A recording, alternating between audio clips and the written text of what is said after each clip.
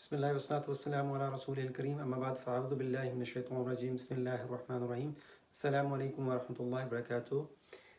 हमने कल जो है वो अस्माए आलम का ज़िक्र किया था कि अस्माए आलम क्या होते हैं। तो ऐसे नाम जो किसी ज़ात के लिए उनके ज़ाती नाम हो, किसी शख्स का नाम हो, किसी शहर का नाम हो, किसी मुल्क नाम हो, तो उनको हम अस्माए आलम कहते हैं।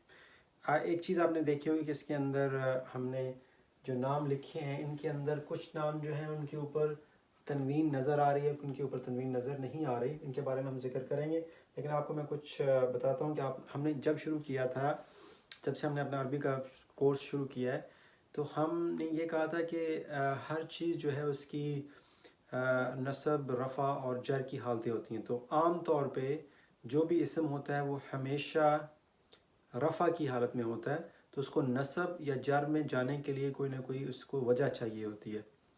तो उन वजहों का हमने कुछ ज़िक्र किया था कि जब आप मुज़ाफ़ अलैहि बनाते हैं तो मुज़ाफ़ अलैहि जिसकी तरफ हम उसकी इशारा कर रहे होते हैं, जिसकी तरफ हम उनकी निस्बत बना रहे होते हैं, तो वो जर में चला जाता है।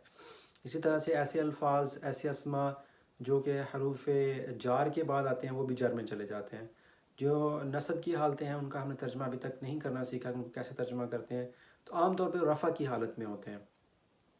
अब अरबी पढ़ते हुए कुछ आपके ऐसे होते हैं, जो ऐसे अस्मा होते हैं जो तीनों हालतों में एक जैसे ही होते हैं। उनकी एक मिसाल जो है वो हमने अस्माए जो थी अस्माए मौसूला के अंदर भी पढ़ी थी, अस्माए अशारा के अंदर भी पढ़ी थी। जैसे हादा है, जो हादा, ये तीनों हालतों में हादा ही रहेगा। अल्लादी, तीनों हालतों में अल्लादी ही रहेगा। उसके जमा और तस्निया तो बनते हैं, और जो तस्निया होता है उसकी हालत नसब और जार में फ़र्क होता है, लेकिन जो उनकी जो रफ़ा और नसब की हालत में फ़र्क होता है, लेकिन जो हाजा है वो तीनों हालतों में हाजा ही रहता है। और इसी तरह से कुछ अस्मा ऐसे हैं, नाम भी ऐसे हैं। वो तो है ना अस्माए जो हमने ज़िक्र किया है वो तो अस्माए इशारा है, लेकिन कुछ अस्माए अलम भी ऐसे हैं जो कि तीनों हालतों में एक जैसे ही रहते हैं। और उनकी मिसालें कौन कौन सी हैं, उनकी मिसालें जो है मैं आपको दिखाता हूँ यहाँ पे। तो अगर आप ये देखें, यहाँ पे हमने नाम लिखा था मूसा, उसको मैं सुरख कर देता हूँ। तो मूसा और ईसा, और इसी तरह से हमने यहाँ पे लिखा है सुगरा और कुबरा। अब ये जो है ये इनकी रफ़ा, नसब और जर, ये तीनों हालतों में ये ऐसे ही रहेंगे। मैं आपको उनकी मिसालें दे के समझाता हूँ।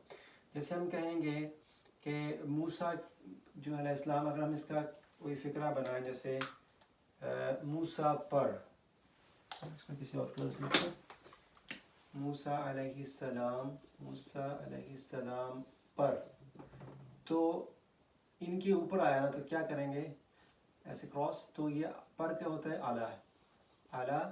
और उसके बाद जो मूसा है, इसको इनके नाम को जो है हालत जर में जाना चाहिए, लेकिन ये हालत जर में भी ऐसा ही रहेगा, तो ये अला मूसा ही रहेगा। अच्छा, अगर हमने इसको हालत रफ़ा में इस्तेमाल करें, जैसे मूसा अलैहिस्सलाम ने कहा, तो इसके लिए हम कहेंगे कहा, इसकी आएगी क़ाला, और मूसा जो है अलैहिस्सलाम, इनकी जो अरबी है वो मूसा होगी, तो इनकी रफ़ा की हालत भी यही होगी। तो क़ाला मूसा, मूसा ने कहा, मूसा अलैहिस्सलाम ने कहा। हम कहते हैं किताब मूसा, मूसा अलैहिस्सलाम की किताब, मूसा की किताब। अब इसको भी कैसे क्रॉस करेंगे, तो किताब की अरबी होगी किताबु, किताबु, और मूसा जो है हालत जर में भी ऐसे ही रहेंगे, मूसा। तो समझाने का मतलब ये है कि कुछ नाम ऐसे होते हैं जिनकी हालत नसब, हालत जर और हालत रफ़ा जो है वो एक जैसी ही होती हैं, उनमें कोई तब्दीली नहीं आती। ऐसे अस्मा को हम मबनी इसम कहते हैं, मबनी इसम।